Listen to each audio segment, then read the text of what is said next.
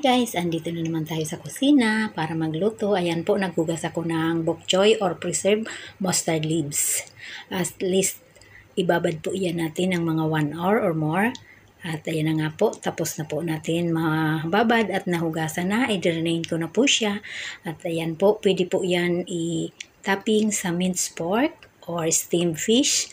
Pero for this time po, magluluto po ako ng pork belly with bok choy and black bean paste. Ayan na po siya. I-slice na po siya natin para sa pagluluto. At ayan na nga po, nagpainit na ako ng kawali. Maglagay ng counting oil at igisa na po natin ang luya at bawang.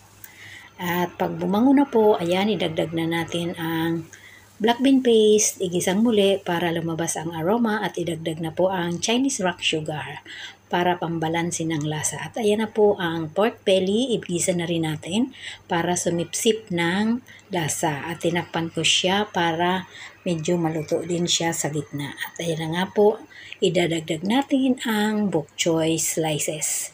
Ayan, igisang muli at magdadagdag na po tayo dyan ng boiling water. If meron po boiling water para mas hindi na maantala ang pagkulo niya. At ayan na po, i-transfer natin sa ceramic pot para simmer na lang po dyan. At mas maganda po siyang iluto sa ceramic pot. Ayan na nga po, na-transfer na po natin.